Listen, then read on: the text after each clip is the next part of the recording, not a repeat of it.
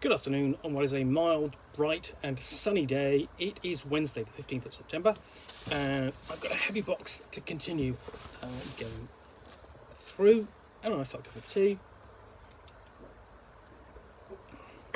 What I'm going to pull out is, well, I'm going to start off with basically what is Strontium Dog role-playing game for Judge Dredd and the Worlds of 2000 AD role-playing game. I've already done an unboxing of that, and similarly I've already done an unboxing of the Rogue Trooper setting book for that game and the core game itself, and I've done reviews of all of those as well. When I'm actually digging down deep into that box for this lot, which is a bundle of scenarios for Space 1889. So, what have I looked? What have I looked at so far? This I've looked at it. That one. This one. Okay.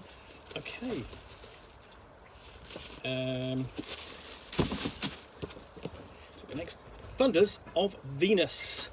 Now, this is a scenario for Space in 1889. It's a role-playing game that came out in 1989 from Game Designers Workshop, and what it did was cast essentially all the Imperial urges and drives across the inner solar system, because Thomas Edison invents the ether propeller, which enables mankind to travel into space, first to the moon and then to Mars, and then once Mars is discovered, where there are cities connected by canals, and then Venus with its hothouse jungle filled with dinosaurs and lizard men, all the great imperial powers start colonies.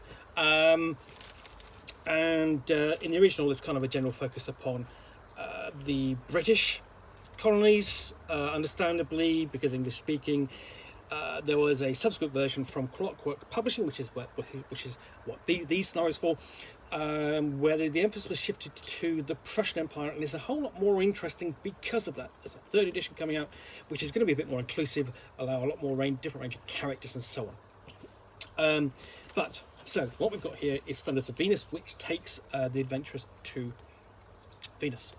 Everything Jules Verne could have written, everything H.G. Wells should have written, everything Arthur Conan Doyle thought of but never published because it was too fantastic. Thunders of Venus. The exploration of Venus was ill-fated for the British right from the start. All three of the Venus expeditions between 1874 and 1876 disappeared without a trace. The surviving expedition members could not be rescued until years later when, to the embarrassment of the Empire, a German Zeppelin recovered them. Ever since, the British have been searching for ways to stop the decaying process. The precious liftwood of their ships is exposed to on the Morning Star. Now, liftwood is the wood which can be harvested from Mars, and it's grown in the upper highlands, and is basically built into ships, which allows them to fly through the Martian atmosphere. The British hope to regain air supremacy on Venus now lies in the young and ingenious scientist Roger Kincaid. Over the years, he's developed the so-called Kincaid field, and the day has come that he wants to field test his invention with the airship Aphrodite. The player characters are invited to join the maiden flight, a day of celebration that could change the course of future history if it weren't for the Thunders of Venus that turned the crews into a fierce struggle for survival. This adventure is set on Venus. A test flight of an experimental airship ends in a catastrophe, and the player characters, surviving crew and guests find themselves in the middle of the Venusian jungle. Will they be able to fight their way through to the next human outpost? Will they survive the threats of the jungle? Or will they end up as raptor food? What are they going to do when they get caught in the crossfire of a conflict between two rival lizardmen tribes? And why can't they shake the feeling that someone might have sabotaged the whole thing? This adventure should be favourable towards the British Empire, which in turn should trust them. The events of the adventure are especially suited for characters experienced in the wilderness. Be they adventurers, explorers, hunters, survivors, all kinds, doctors or soldiers, they will all be able to put their skills to use. However, social skills will be useful as well, so that celebrities, money men or academics seemingly lost in the jungle first will have their chance to shine. This is published by Clockwork Publishing, which is a German company. It uses the Ubiquity system and was distributed by Modifius. The Ubiquity system first used in Hollow Earth Expedition. So, open up, piece of plain and simple. And then we have explanation of what's going on. So we've got a character recommendations. So British on Venus, an explanation of what Lithwood is, and then a discussion of non-player British characters, as well as an adventure summary. And then we have illustration of Richard Kincaid, genius scientist, and Colonel Everett Assingham, stalwart soldier. And we've got stats for each of these NPCs in using the Ubiquity system. And then we have Sir Hugh Dudley Griffin O'Neill, noble dilettante, and more. So, you know, various characters on here, members of the crew, servants, and so on. And then we get into the launch, and very quickly, the storm and the crash. And then the first part of the journey, we're really dealing with things like survival. So we've got food and water, weapons, and you know, basically rate of travel, perils, threats, and dangers. Of course, be able to page. We've got a map there of the location of where they will be travelling. That could have been bigger. I hope it's repeated in the back. So dangers include dinosaur attacks, the mushroom forest, quicksand, storms. So you kind of, what you've got here is jungle exploration. You know, if this wasn't Africa or South America, it would, you know, it's you have a science fiction analogue. The Venus man trap, then our cliffside and so on, and then we have the drums of the Tsunadi.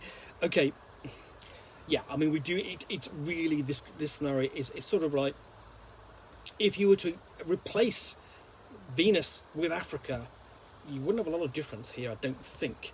Now, I'm not necessarily saying that this is how can I put it? That you have the issues of the Victoria's issue towards Africa here, but there's potential for it. So that there we are. So more background and so on. Includes a nice illustration. Then we've got and that's a Warceratops. There's a Warceratops.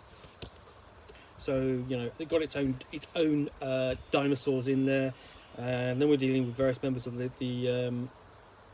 Tsunadi tribe, and various things they can encounter in dealing with the tribe. How to interact with the Tsunadi and so on, and then get involved with the war. So you've got quite a bit of background on the tribe and its ongoing situation. And then we have SEAL Team 1889. You know, basically, so essentially they're going to have to do like a special forces mission against the Hujuni Warpath leaders. Essentially, before they have you know, part 4, you know, the end of the journey, and getting to you know, Marcus's mission and facing off against a German patrol potentially, and then having a final dramatic turn. There's a bibliography here. Interesting. Yeah, that's a nice inclusion. So yeah. So, what do I think? I think it's a solid adventure. My first grumble would be, I would have liked, I mean, just in terms of production values. Where are we? Yeah, that map could have been bigger. That map could easily been bigger. You know, and because you know, you literally have this blank page there. Could have gone there.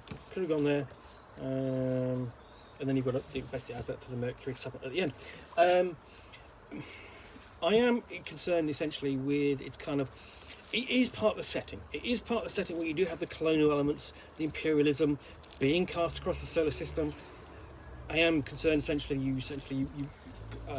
could essentially put this into another continent.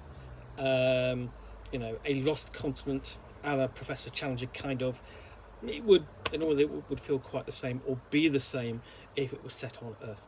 But yeah, that's Thunders of Venus. Obviously, thunders referring to essentially, presumably, the great thundering beasts, as well as potentially the thunders, of the storm for Space 1889.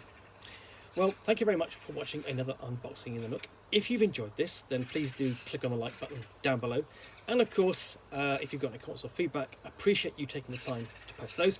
And lastly, if you want to be alerted to yet more unboxings in the Nook, where you will see me out here with a box containing a book or game, which I will unbox and chat about to the best extent of my knowledge for roughly 10 minutes or so, all of course accompanied by a nice hot cup of tea, then please do hit that subscribe button down below. In the meantime, thanks again for watching. I'll be back again soon with another unboxing in the Nook. Bye for now.